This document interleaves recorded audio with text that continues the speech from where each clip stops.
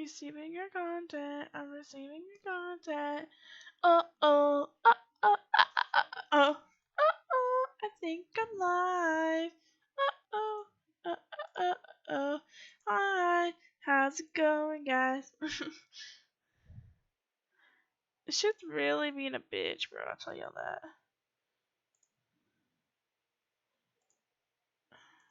I don't know if this is the right stream. Hello? Hi, how's it going? Don't ask what Okay. Welcome back! Hello! I'm really struggling. I'm sorry. You want me to read another one, buddy? You seem to be the only one here.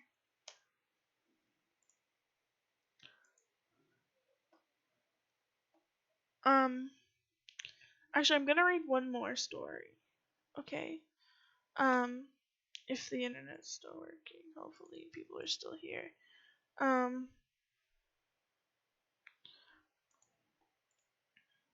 Okay. This one's called The Accident, and I thought it sounded good. Okay. Just by the title, I thought the title sounded great. The Accident. It was 1 a.m., and Guy Halverson sat in his dark living room. He hadn't moved for over an hour. The accident earlier that evening kept replaying over and over in his mind. The light turned red, but he was in a hurry and accelerated. An orange blur came from his right, and in a split second there was a violent jolt. Then the bicyclist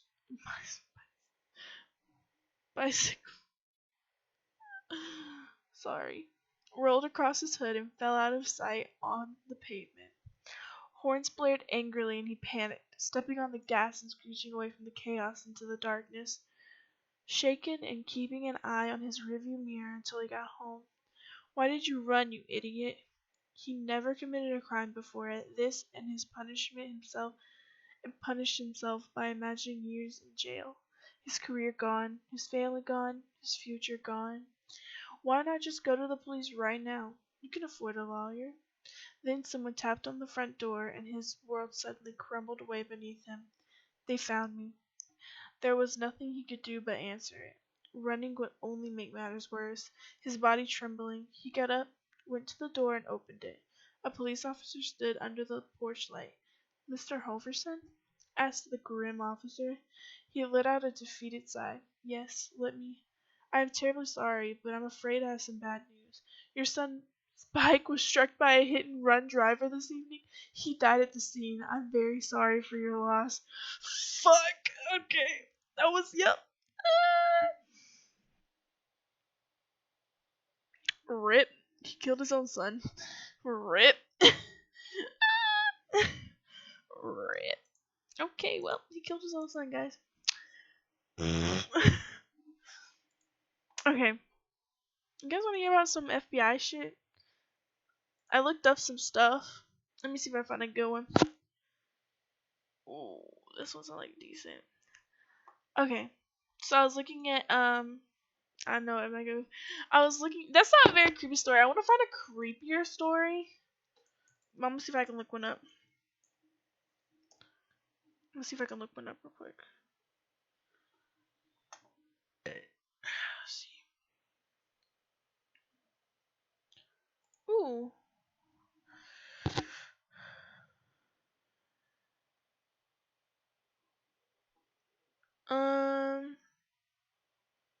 Let's see.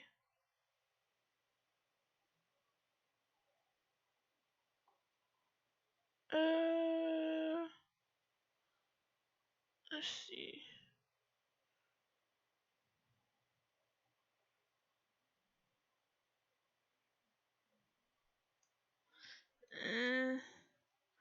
Let me see that great.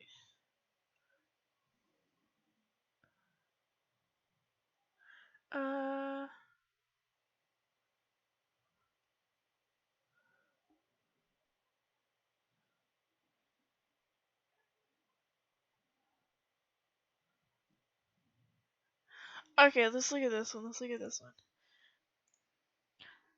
Okay, this is called this horrifying moment caught on CCTV. Okay, this is an actual story that happened to somebody. I was a security coordinator for a large electric company and had access to like 80 plus of the facility's CCTV infrastructures. I was doing a maintenance check on some random train station at like 3 a.m. Panned a camera as far to the right as possible to check that it was functioning, and saw this dude on all fours eating a deer in the middle of the tracks. Watched him for like 10 minutes and went to get the other guy on shift. When I came back, the dude was gone. Rewound.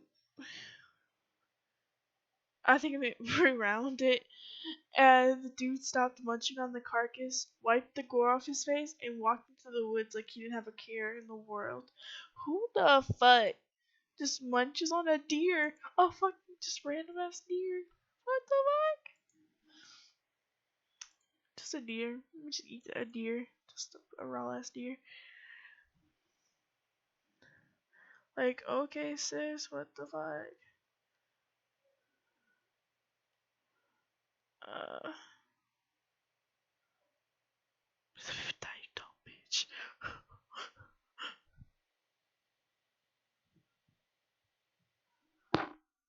The chilling moment that three siblings all experienced at the same time. It was about midnight and I was chilling in my room watching some show with the volume on low, as one does when it's nighttime and the house is quiet. I'm minding my own business when I get this sudden chill up my spine and my stomach drops. Before I can even be like, huh, that's weird, I hear this piercing, loud sound of a woman screaming with her mouth closed. Only the sound is both directly in my ear and also coming from the living room directly outside my bedroom door. It lasts for maybe 2 seconds before the house becomes silent again. At this point, my heart is beating out of my chest and I'm sweating, and despite my hand now being on the doorknob, I'm wrestling between the ideas of this is how people die, you dumb bitch, and I have to make sure it wasn't my mom or sister. So family wins out, and I begrudgingly open my door to the dark. A few seconds later, both my brother and sister come out of their rooms, having the same wide-eyed look.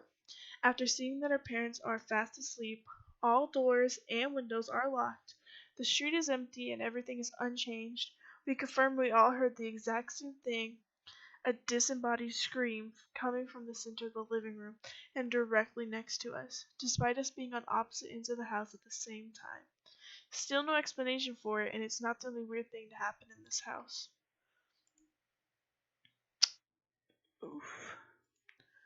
Oof. Oof. Oh no. Mm-mm. The baby recognized the man. What the fuck? Okay, let's look at some FBI stuff. FBI, open up shit. This one, the murder. I'm looking at like apparently these are FBI secrets, but I don't think they're really that secret. Obviously, unnerving secrets at the FBI. But this is one of them, and it says the murder of Tina Isa. Isa, I don't know. Tina Isa was a Palestinian American teenager who lived in defiance of her family's traditional values. She held a job outside the home at a local Wendy's and had an African American boyfriend. On the night of November 6, 1989, the girl returned home from work to find her parents, Zine and Maria, waiting for her. After arguing, Isa told her, "Here, listen, my dear daughter. Do you know that this is the last day? Tonight you are going to die?"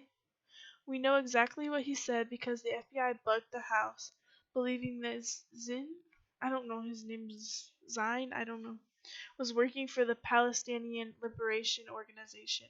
Unfortunately, no one was monitoring the line that night, which recorded 7 minutes of horror. Tina begged her mother for help, but her pleas fell on deaf ears. Her mother held her down and her father stabbed her 6 times in the chest with a boning knife. Whether or not Zine Iza was a PLO affiliate is unknown. Both parents were sentenced to the death penalty, then died in prison in February 1997, and Maria's sentence was commuted to life without the possibility of parole. Damn, they got the death penalty. Well, shit, they killed their own fucking daughter though. Holy shit. Burn that bitch to the ground. Fuck the house, burn that bitch to the ground. They killed their own daughter, bro. They deserved, I guess, the death penalty for that.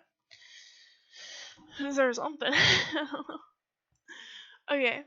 Let's see who else. Let's see another good one. Is another one. The suicide of Jean Seberg.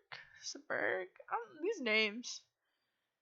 Jean Seberg was a promising young actress of the 1960s and 70s who had the misfortune of earning the ear of the FBI. Seberg donated money to several civil rights organizations, including the NAACP, but she crossed the line when she gave money to the Black Panthers. The FBI initiated a vicious smear campaign, including a memo which read, "Bureau permission is requested to publicize the pregnancy of Jean Seberg, well-known movie actress by name deleted, Black Panther deleted by advertising Hollywood gossip columnist in the Los Angeles area of the situation. It is felt that the possible publication of Seberg's plight could cause her embarrassment and serve to cheapen her image with the general public. Because we're all about image here, and if your image is trash, then you're fucking garbage. I don't know. That was probably kind of harsh. I'm sorry. Oops. I'm trying to oh no. That was probably a bad mistake refreshing. I don't even know if you guys can still hear me. Nope, I have no internet. I don't know if you guys can hear me. I hope you guys can hear me. I'm like, nope. No internet, I'm assuming. I'm just gonna keep reading the story anyway. I don't even care if there's no internet. I'm gonna keep reading. They went through with their sort of pilot, whatever, plot, and tragically, Jean went into premature labor. Her daughter died 2 days after birth. The family held an open casket funeral to show that the baby had white skin. Seberg sued Newsweek for publishing the article, which she claimed contributed to the premature labor. Jean was kept under constant surveillance with wiretaps on her phone and agents following her around. They even broke into her home, and whenever she traveled abroad, they worked with their other agents to keep an eye on her. It is believed that she was blacklisted from various roles. The mounting pressure destroyed her psychologically, and she attempted suicide several times. On the morning of August 31st, 1979, Seberg's boyfriend woke up alone in their Paris apartment. Sometime during the night she had left. She was found 10 days later in the backseat of her car. By all appearances, it would look like a suicide. Police found barbiturates and a note to her son claiming that she could no longer live with her nerves. Her ex-husband immediately blamed the FBI for driving her to take her own life. The death was ruled probable suicide, but the Paris police later claimed that someone else would have had to have been present, as her blood alcohol level was so high that she would have been comatose and no alcohol was found at the scene. Ooh, sis. That's fucked. That's fucked, sis. I don't even know if the stream is still working or anything. I don't know anything right now. I know my OBS is still working, but everything else is not. So I do not know what is happening. Do not know. It says I'm live on there, but I do not know. It's so stupid.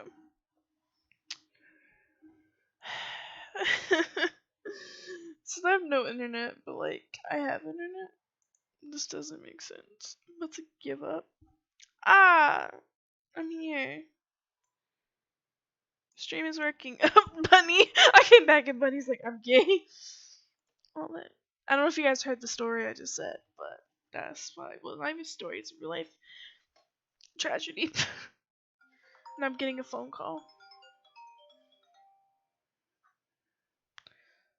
Hi.